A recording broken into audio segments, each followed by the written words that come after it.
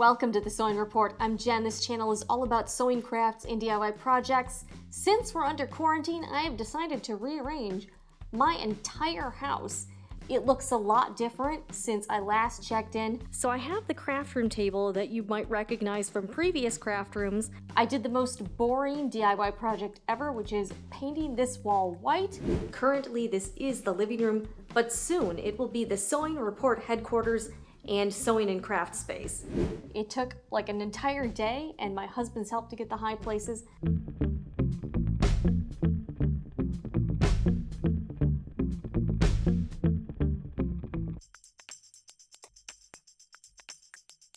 I finally have a new backdrop for the Sewing Report headquarters, and I'm gonna take you on a little bit of a house tour and show you some of the things I've been doing. This used to be the filming area and I've since cleared it out. I felt like the space was a little too cluttered in this, what's supposed to be the dining room, and I didn't like that my backdrop and backdrop cover covered up the window. It didn't let very much light in and it kind of felt like a cave. All of the overhead filming stuff is still over here, and I do use this area on the kitchen peninsula, but I think the space is just completely opened up. Obviously, we still have some stuff to find a home for, but I feel like this whole space is a lot less cluttered looking and it feels a lot more open. So this is going to be my new filming area. This used to have like a table with the dollhouse on it, a laundry basket, the 3D printer, and a bunch of other random stuff. But this area is bigger, so I feel like it just fits a lot better. This wall used to be blue, and now it is white. As always, if you're interested in some of my filming gear, I've linked it all below in the description box. These lights are the bomb. I love them. The whole set is really reasonably priced. I got them off of Amazon. Relocating all this stuff for filming was definitely the right move. It looks a lot less cluttered over in what was the living room, or what's supposed to be the living room. I think it's great for filming. There's plenty of space behind and in front of the table for all of the lights and cameras and for me to move around. And I can set up 2 cameras very easily to get multiple shots. I'm not sure exactly what to do in this space. If you have any suggestions, let me know. Plus, during the day, I can get the natural light in from this back patio, so that's another bonus there. Let's get a little bit closer. The sail right table is certainly getting a little more crowded over here. Just finished filming a few videos, so I thought I would do this. So here is the space now. Obviously the wall's a little bit plain, so we gotta do something about that, but for now, I was kind of getting tired of the purple, and I feel like white at least is a little more neutral. Here's another look from the back of the house. Another change was to move the home office and all the computer stuff into the bedroom.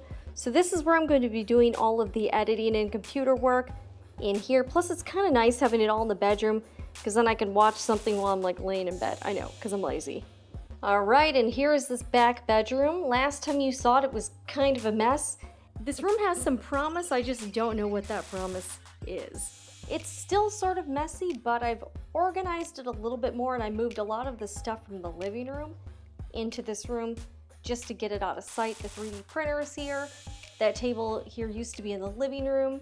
I did find a lot of stuff I want to get rid of or like give away or try to sell, so I'll probably be doing that over the next few months. This room certainly isn't a showcase, but it's at least not as bad as it was before. I put the serger in here and the embroidery machine. I also have a few other sewing machines in here. And I did do some things in the closet here, so let's take a look at that. Now, I will admit there's a lot of wasted space in here, and maybe someday I'll get some sort of closet organizer.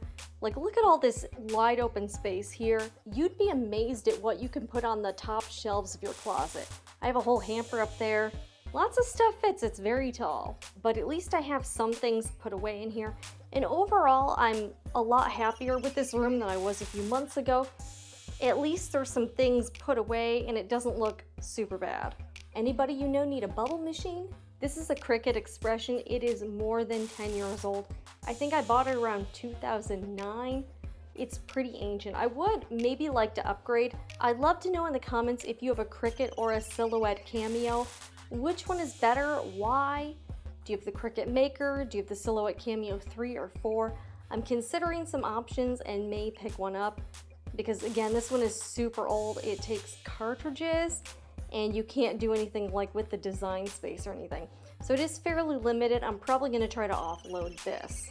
Evidence from my recent painting project and the 3D printer. This is my husband's. I think he maybe has used it like 5 times. It is really cool. I don't quite have the hang of it. We have it on this IKEA coffee table. I'm taking full advantage of this storage shelf. From here on out, I do need a backdrop for this wall because it's super boring. I'm considering that IKEA pegboard system. I like it. It seems pretty easy to install. It's fairly affordable and maybe flanking it with some bookshelves. I know that might be a little bit cliche, but I think it'll look cool, and I will have lots of wall storage for all my craft supplies and sewing stuff because it's kind of everywhere right now. Also, I have a completely unrelated K-drama update. I've got 2 to recommend: Cinderella in the 4 Nights, which I believe is also on Netflix. So if you haven't checked out K-dramas but want to do it without getting the Viki Pass, highly recommend that one. It was a lot better than I expected, a really fun one, and I loved the soundtrack. It reminded me of those John Hughes 80s movies. So if you are yearning for the 80s and all of those great movies and music, that's a good one.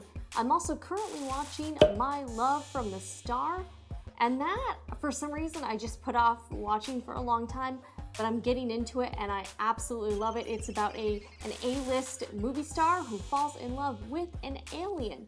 I know, very relatable. Anyways, that's it from me here at the Sewing Report headquarters.